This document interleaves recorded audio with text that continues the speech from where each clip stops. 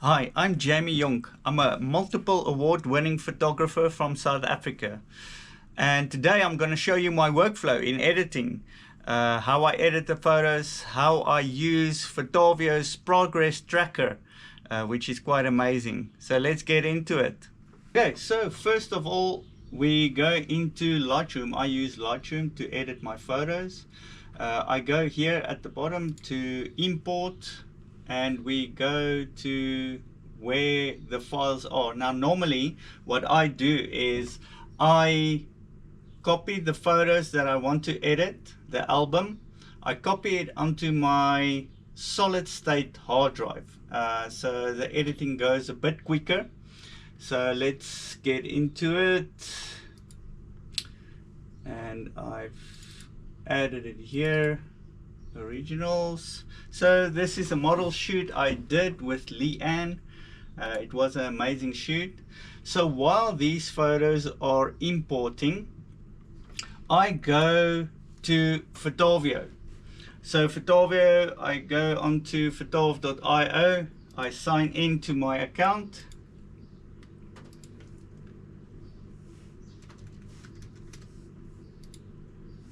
and I log in. This is my dashboard. So I want to go ahead and create an album so long for Leanne. So I go here to new album, and I call the name Leanne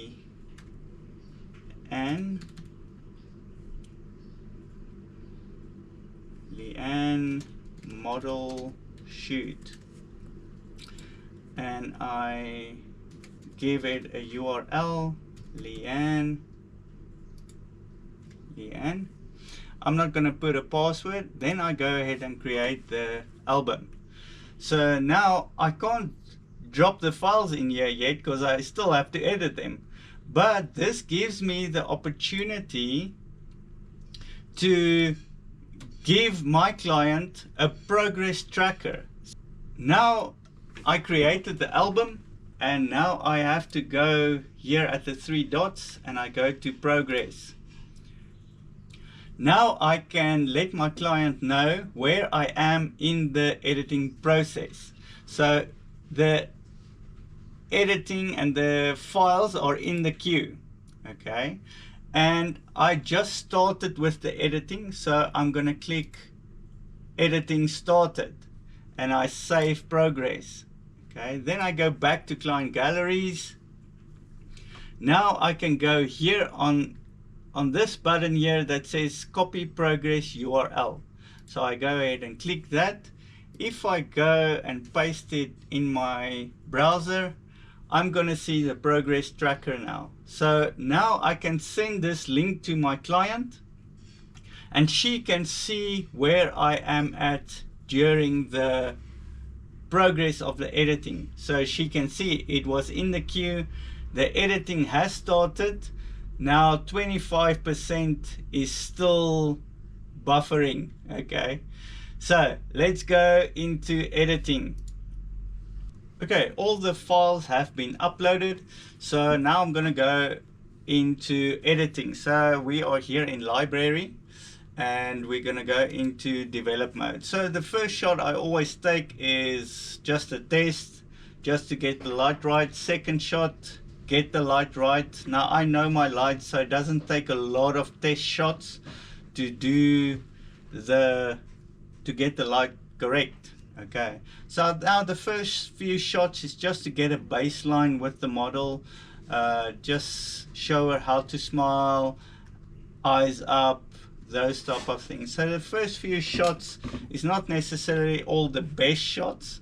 Then I show her how to laugh naturally in front of the camera. Then we go again, and we go up, and I show her a few just how to use the hands and everything like that.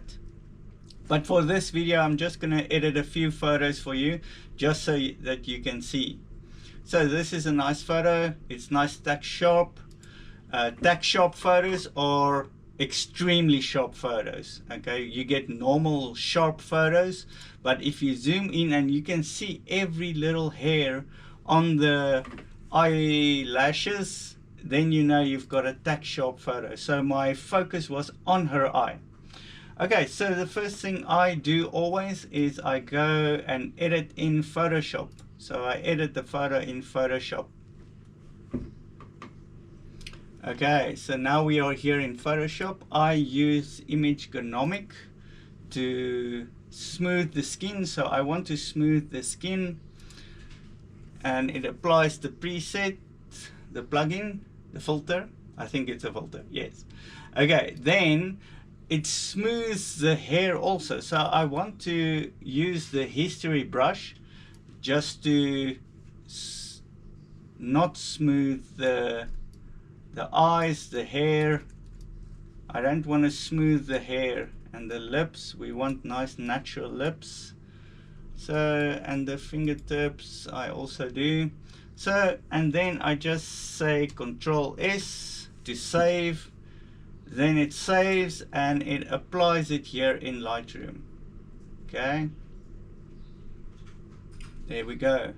So it made a copy of the photo, and we've got a nice smooth photo. So then I go ahead and I use my presets. Okay, natural skin tone, it's a bit bright.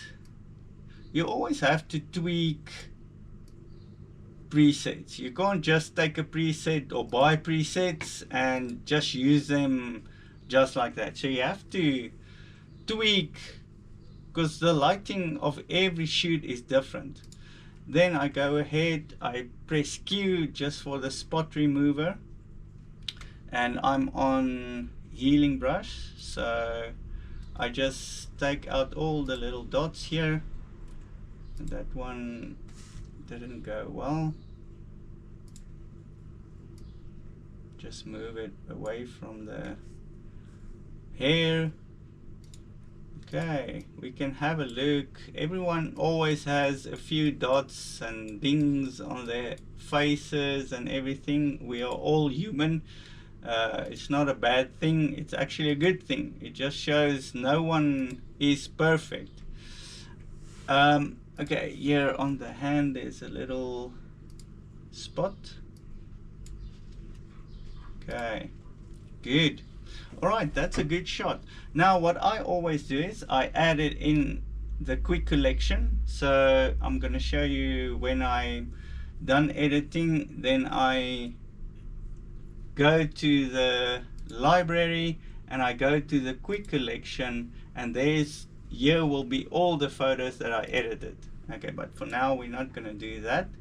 One thing I also do is I right click and I create a virtual copy. When I create a virtual copy, it's the exact same photo with all the settings I've used. And then I go and I use the black and white high contrast preset I created, and I create a black and white option also for my client, because you never know, the client might like the black and white of this photo better than the natural light one. Okay, so we're gonna speed this up a bit. I'm not gonna edit all the photos. There's a lot of photos. There was some awesome shots we did, awesome photos we tried. I love these poses. There was some hair shots we tried. See how many we try just to get a good shot. Okay, not all the shots are great, not all the shots are award-winning shots. Okay, different angles, different. Yeah, we threw the hair. It's difficult to get a shot where we got the hair. Okay, I think that one can work. That's a cool shot. Then we went outside. These photos are quite awesome. Bit of natural light photos. Here we did shots with, let's edit this one. I like this one. So here I'm gonna go to the saturated color with a bit of vignetting. Vignetting is a bit of black around the photo. You can find the vignetting here at the bottom. Here's the post effects, post crop vignetting, and then you can eliminate that. Okay, so but now the photo is not perfect yet. Okay, I want it a bit to, okay, and then we need to take out the light. There's always lights in my photos, so then I have to go to Photoshop. So we edit in Photoshop.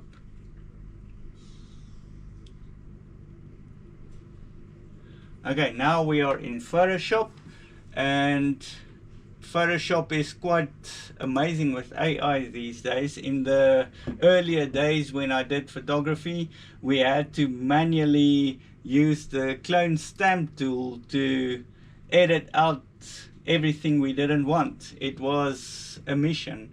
But with AI and generative fill, we can just paint what we don't want. So we just paint the light, and we just click here at the bottom and remove.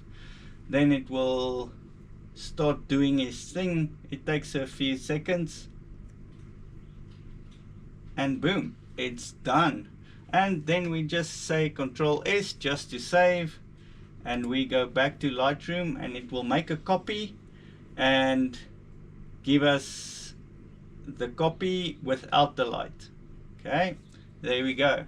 So that's a cool photo. I'm just gonna, because the tree looks a bit skew, so I'm just gonna get the tree a bit more to the straight side, and that's it. Okay, all right, then I press B just to add it to the quick collection, and I can create a virtual copy. And just now I use my black and white high contrast vignette also. I bring down the clarity just a tad, and I get the exposure just a bit higher. So yes, my presets are also up for sale. You can buy my presets. I'll put the link in the description. Okay, I'm gonna fast forward this and show you how I deliver to the client.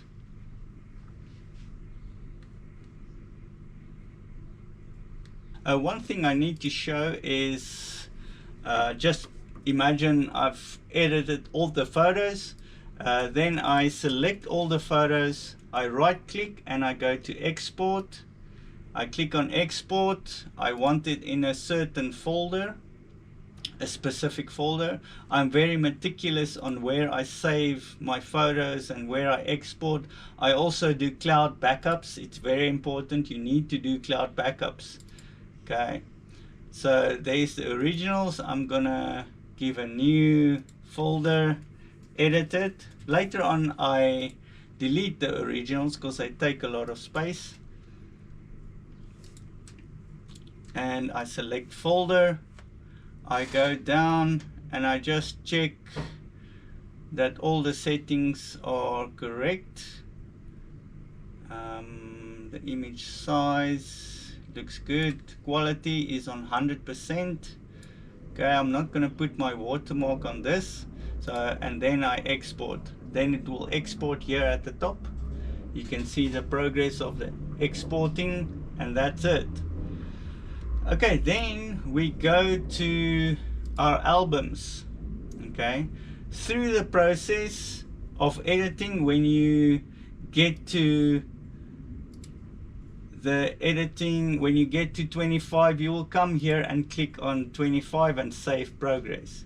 Okay, if you go here and you refresh the page, then you will see that 25% is now done. We are busy getting to 50%. So the progress tracker helps me a lot.